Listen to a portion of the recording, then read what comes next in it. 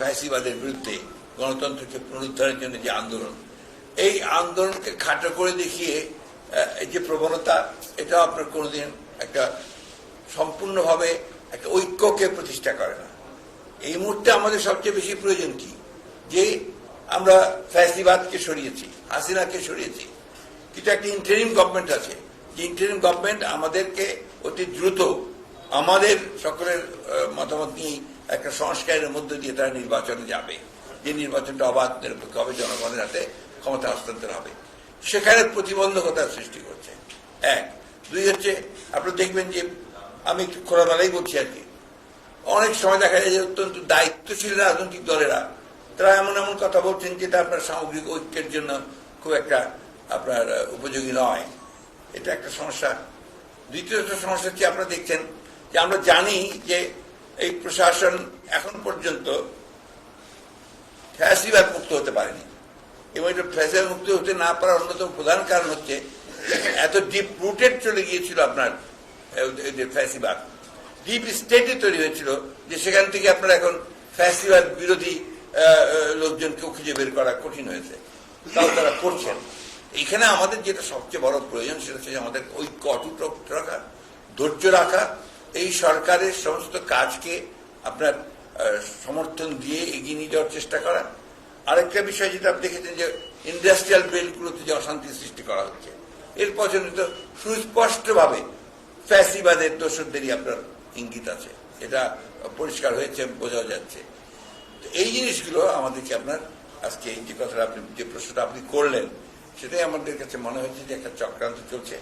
উপরন্তু আপনি জানতে সোশ্যাল মিডিয়া ঠিক অতটা অভ্যস্ত নয়, তারপরেও আপনাদের কাছ থেকে শুনে যেটা বুঝি যে সীমান্তের ওপার থেকে আপনার আমাদের পতিত ফ্যাসিবাদী হাসিনা অডিও টডিও মাঝে মাঝে ফাঁস করে দেওয়া হয়, যেগুলোতে আপনার বিভিন্ন রকম বিভ্রান্তিকর খবর থাকে।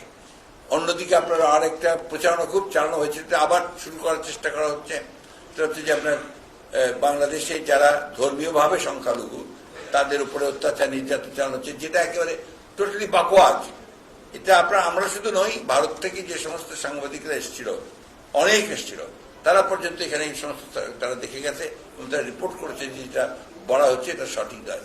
যেটা হয়েছে সেটা হচ্ছে রাজনৈতিক কিছু সমস্যা তৈরি হয়েছে, সেটা সবসময় হয়, হতেই পারে।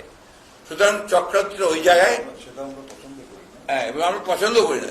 যেটা আমরা আপনার সবসময় আমরা বলি যে আপনাকে এখন যেটা সবচেয়ে বড় প্রয়োজন এই মুহূর্তে, যে ধৈর্য ধরে সহনশীলতার সঙ্গে যে ইন্টারিম গভর্নমেন্টকে দায়িত্ব দেওয়া হয়েছে, তারা যেন কাজ করতে পারে, তাদেরকে সঠিক কাজ করতে দিয়ে অতি দ্রুত যে সংস্কারের কাজে তারা হাত দিয়েছেন, আমরা মনে করি এই কাজগুলো দরকার। এই কাজগুলোকে খুব দ্রুত শেষ করে একটা নির্বাচনের দিকে যাওয়া, যে নির্বাচনটা একটা নিরপেক্ষ সরকারের অধীনে নির্বাচন হবে এবং আপনার একটা অবাধ সুষ্ঠু জনগণ ভোট দিয়ে তাদের প্রতিনিধি নির্বাচন করবে, তারপরেই আপনার বাকি কাজগুলো করা সম্ভব।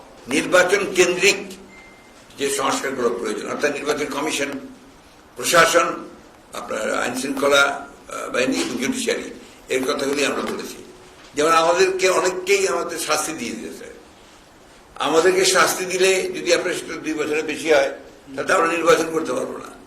তো এটাও আপনার সংস্কার হওয়ার প্রয়োজন, তো এই জিনিসগুলো আসতে হবে। তো আর সেই সঙ্গে অন্যান্য সংস্কারও তো আপনি সময় মতো ওই গভর্নমেন্টে আর যে গভর্নমেন্ট আসবে সেই গভর্নমেন্টে করবে। এবং ওই যে আপনার একটা নির্বাচন কমিশন সংক্রান্ত, নির্বাচন সংক্রান্ত একটা সংস্কার কমিটি তো করা হয়েছে বদির আলম মজুমদার সবকে নিয়ে বলে, তাই না? আমার তো মনে হয় অতি দ্রুত, এটা 2 মাসও লাগার কথা না, এবং 2 মাসের মধ্যেই উনি যদি দিয়ে দেন তার একটা নির্বাচন, এটা আপনার খুব একটা পরিকল্পিত একটা আপনার প্রচারণা, পরিকল্পিত অপপ্রচার। এবং এটা করেই তারা আপনার যারা দুষ্টু, যারা আপনার বলি সবসময় যারা ফায়দা লুটতে চায়, তারা এই ফায়দাটা লুটতে চায়। বিএনপি আর আওয়ামী লীগ তুলনা হতেই পারে না, কারণ আওয়ামী লীগ কোন গণতান্ত্রিক দল, হত্যাকারী একটি দল, আর বিএনপি হচ্ছে গণতন্ত্রকে জীবন্ত করার দল। 1975 সালে স্বাধীনতা ঘোষক শহীদ প্রেসিডেন্ট জিয়াউর রহমান, তিনি একদলীয় গণতন্ত্র ব্যবস্থা থেকে বহুদলীয় গণতন্ত্র নিয়ে এসেছেন, মাল্টি পার্টি সিস্টেম নিয়ে এসেছেন। Begum Khaleda Zia parliamentary form government নিয়ে এসেছেন।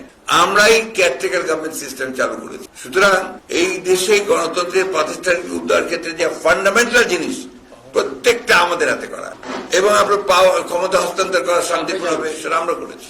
Thank you.